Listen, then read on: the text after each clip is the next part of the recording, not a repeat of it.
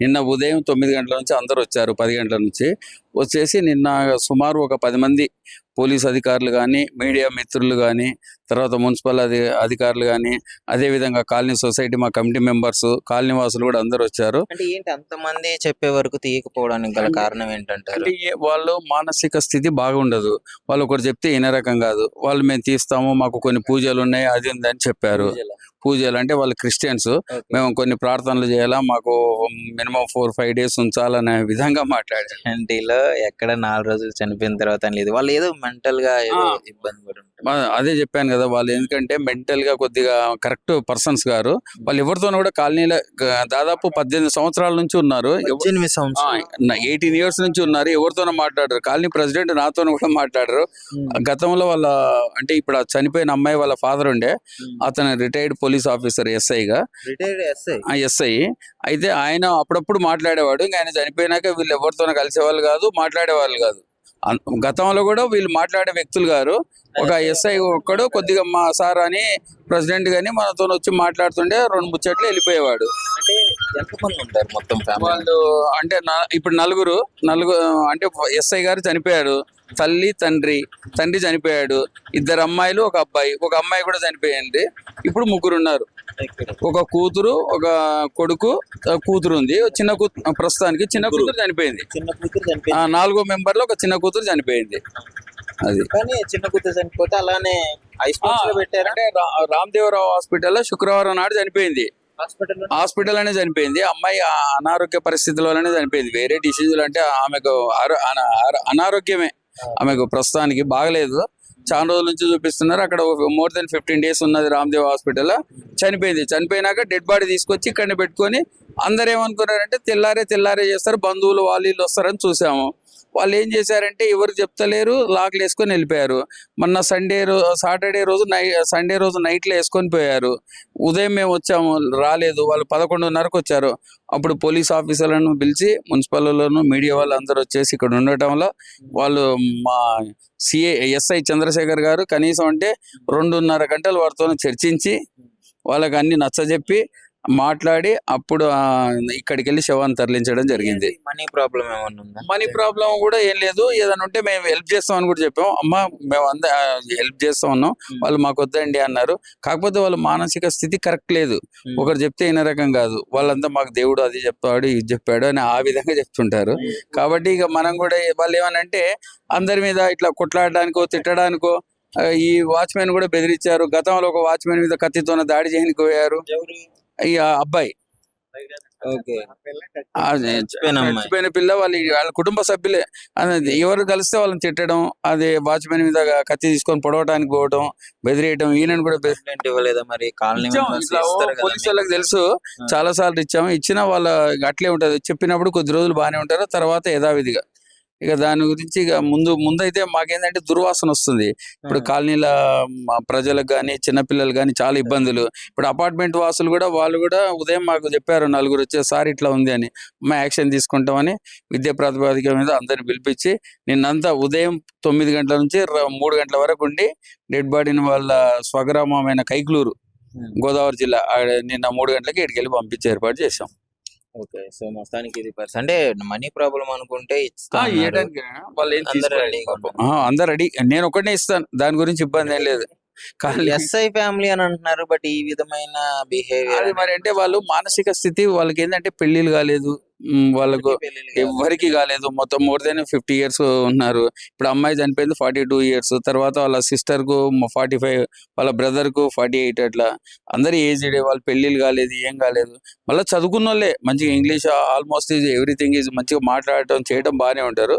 కాకపోతే వాళ్ళ మానసిక పరిస్థితి బాగలేదని మేము అనుకుంటున్నాం. ఎందుకంటే జనాలలో కూడా ఎవరితోనూ కలవరు. ఈవెన్ అపార్ట్మెంట్ లో కూడా ఎవరితోనా మాట్లాడారు. వాచ్మెన్ కు మాట్లాడేది లేదు. చెత్త కూడా తీసుకొచ్చి కింద పెడితే వాడు చెత్తోడు వేసుకోపోతాడు. వాళ్ళు ఎలాంటి డబ్బులు కూడా చెల్లించారు. అట్లనే ఉంది, అదే విధంగా నడుస్తుంది. వాళ్ళు ఎవరితోనే జనజీవన స్రవంతిలో కలవరు. వాళ్ళంతా వాళ్ళదే ఏమనంటే మాకు దేవుడు ఈ విధంగా ఉంది అని చెప్పుకుంటూ వాళ్ళు వెళ్తుంటారు. మనం కూడా ఎవరు కలిసి మాట్లాడటానికి కూడా ట్రై చేయం. ఎందుకు వాళ్ళతో చేస్తే ఇక లేనిపోని అని అంటారు. వాళ్ళు ఉంటారు, వాళ్ళ పని వాళ్ళు చేసుకొని పోతారు అనే విధంగా ఉన్నాం. రెంట్ కూడా ఇచ్చేది లేదు. అది నాకు తెలిసినంత రెంట్ కూడా ఇస్తలేరు 15 years నుంచి. వాడు వచ్చినప్పుడు వాడిని బెదిరియటం ఏదో రకంగా ఎన్ని ఇయర్స్ నుంచి? More than 15 years. ఏమనంటే మాదే ఇల్లు అంటారు వాళ్ళు, ఆడే వచ్చి నాదే అంటాడు. ఇక సరే ఈ గొడవలు మాకెందుకని పోలీసులు కూడా అట్లా ఏం లేదు. నాకు తెలిసినంత వరకు అట్లా ఏం లేదు. నేను 40 సంవత్సరాల నుంచి ఉన్నా కదా, ఈ కాలనీ పుట్టించిందే నేను కాబట్టి నాకు A to Z తెలుసు. ఇక్కడ అందరూ కొత్త వ్యక్తులే గాని మనకంతా తెలిసినదే. వాళ్ళు వేరే ఇంతకుముందు వేరే ముస్లిం అయినది ఉండే, ఆయన దాంట్లో వీళ్ళు రెంట్ కొంటుండే. ఆయన ముస్లిం ఆయన కూడా వేరే వాళ్ళకు అమ్మిండనే అన్నారు. ఇంకా మా దగ్గరికి ఎవరు రాలేదు, దాని గురించి కూడా మేము పట్టించుకోలేదు. 15 years నుంచి రెంట్ ఇవ్వట్లేదు అంటే ఎలా యాక్సెప్ట్ చేశారు?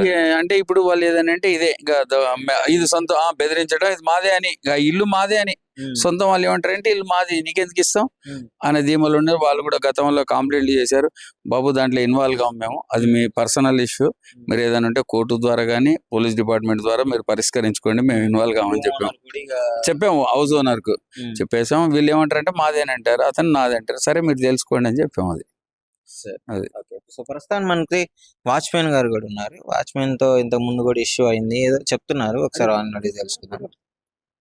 ఏమైందండి, ఏంటి, వాళ్ళు ఎలా ఉంటారు? మీతో ఎప్పుడన్నా మాట్లాడారు? సరే ప్రెసిడెంట్ గారు అంటే మోస్ట్లీ కలవరు కానీ మీరు ఎప్పుడు ఇక్కడే ఉంటారు కదా. ఎప్పుడు ఎక్కడ ఉన్నా సరే సార్, మీరు నేను అసలు వాళ్ళతో మాట్లాడను, వాళ్ళు నాతో మాట్లాడకపోయినా సరే ఒకసారి పలకరించాను. పలకరించే మనిషి చూసి ఎప్పగా చూసింది. ఎలాగో చూస్తే అంటే పలకరించామని కోపంగా చూసి మాట్లాడకుండా నేను గంటే తగ్గిపోయాను. తగ్గిపోయి ఇంకా మాట్లాడుకుంటా నేను వచ్చిన తర్వాత నేను పక్క వెళ్ళిపోవడం కానీ, నేను మామూలుగా సైడ్కి వెళ్ళిపోవడం కానీ, వాళ్ళు వస్తే అసలు ఇంట్లోకి వెళ్ళిపోవడం ఉండవు అక్కడ బయట. భయపెట్టడం ఏముందండి, అది ఇద్దరు మంచి ముందు అందరూ చెప్తున్నారు ఇక్కడ, అందరూ మాట ఆలకించాలి కదా మనం. దాని గురించి నేను బయటికి సైడ్ అయిపోయి పక్కన ఉండేవాడిని. ఈ చనిపోయిన విషయం మీకు ఎప్పుడు తెలిసింది? అంటే వాళ్ళు అలానే ఉంచారని శుక్రవారం నాడు 5 గంటలకి అప్పలస్ మీద తీసుకొచ్చారు. తీసుకొచ్చి ఇక్కడ ఆఫ్ చేశారు గేట్ ముందు. ఆఫ్ చేస్తే దాని మీద సర్జరీ ఉండదు కదా, దాని మీద తీసుకొచ్చారు లోపలికి. నేను ఇంట్లో గేట్ వచ్చింది అని నేను బయటకు వచ్చాను. బయటకు వచ్చి చూసి అడుగుదనుకున్నాను. వాళ్ళు ముందు మన కాస్త ఎలాగో చూసిన మనం ఇవన్నీ మనం ఎందుకు అడగమని ఆ లోపల గేట్ గా దాటిన తర్వాత తెల్లగొడ్డ వేసి మొఖం మీద ఆ పైన ఇంట్లో నుంచి తీసుకొచ్చారు దుప్పడే. ఆ దుప్పటి తీసుకొచ్చి పైకి ఒక మూట కింద కట్టేసి పైకి మోసుకుపోయారు. అంబులెన్స్ డ్రైవరు వాళ్ళు ముగ్గురు మోసుకుపోయారు. చనిపోయిన 42 సంవత్సరాలు ప్రెసిడెంట్ గారు చెప్తారు. మొత్తానికి అక్కడే ఉంచి ఆ స్మెల్ వస్తుందని చెప్పేసి అందరు కంప్లైంట్ ఇచ్చారు. కంప్లైంట్ మా ప్రెసిడెంట్ గారు ఇచ్చారు.